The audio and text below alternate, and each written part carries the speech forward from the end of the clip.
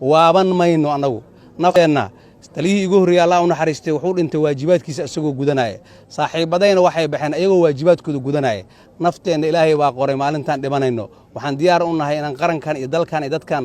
aan u shaqeyna ila abad intaan ka geeriyoonina ma gambanayna nama cabsi gelinayso mana cabsan doona insha Allah ta'ala waa guuleysanaynaa insha Allah shabaab waxay u soo jeesteen inay shacabka Soomaaliyeed baabi'iyaan waa gara kartaan soobe ma ahan markii koowaad waa markii labaad ma ahan markii koowaad soobe wax ka geystaan waa markii labaad ay wax geystaan runtii waa gara kartaan ujeedka ay leeyihiin waxay tahay in shacabka Soomaaliyeed dhibaateeyaan waa u bareereen niman duurka ku jira oo hawdkaas jooga waxay ka qaadi karaan lama arka shacabkan Soomaaliyeed hase yeeshee waxa u nugleynaya kuwa dhaqaalaha siinaya kuwa wiilka $30 la siinaya oo shabaabka macna ma gooyo waxa macna gooynaya oo duurka ku jira midka la qalday ee raba inuu lafiisa gubana wax macna uu sameeynaya ma jiro dadka macnaha sameeynaya waa kuwa baabuurta u gadaaya waa kuwa aaladda u gadaaya waa kuwa guriga ku qarinaya shacabka magaalada Muqdisho waxaan ugu baaqaynaa inay sheegaan qof kasta oo dhaqaale siiya shabaab qof kasta oo dhaqaale siiya shabaab inay soo sheegaan 991 inay soo wacaan qof kasta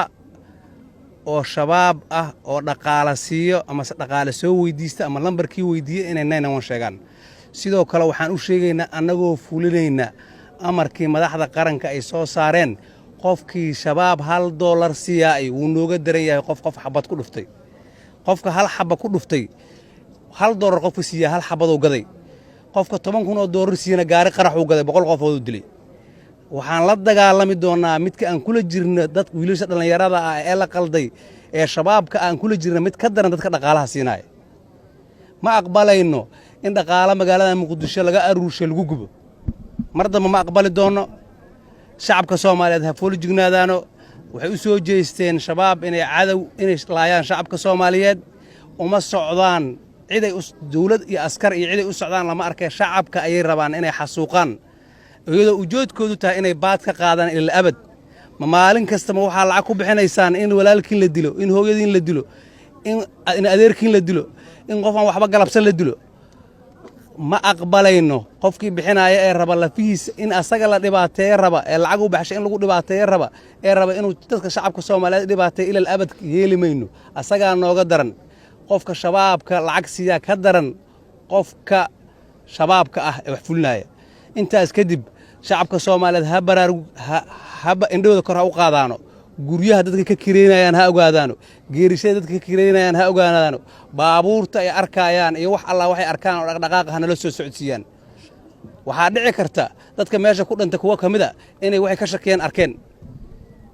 waxay ka shaqeeyaan in arkeen dhici karta soo sheegin soo sheega qofku dhima doona lama garanayo inaad soo sheegtiin la in ka rabaa wax allaale iyo wixii aad aragtaan oo aad ka shaqidaan inaan 991 u soo wacdaan diyaaran u nahay guriyaha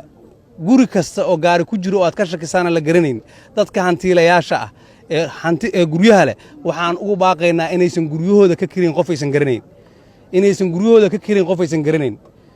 inaysan guryahooda ka kirin qof aysan garanayn ugu dambeyntii waaban mayno anagu nafteena taliyii igu horreeyay Allah u naxariistay wuxuu dhintay waajibaadkiisa isagoo gudanaya saaxiibadayna waxay baxeen ayagoo waajibaadkooda gudanaya nafteena Ilaahay baa qoray maalintan dhimanayno waxaan diyaar u nahay inaan qarankan iyo dalkan iyo dadkan aan u shaqeyna ila abad intaan ka geeriyoonina ma gambanayna nama cabsi gelinayso mana cabsan doona insha Allah ta'ala waa guuleysanaynaa insha Allah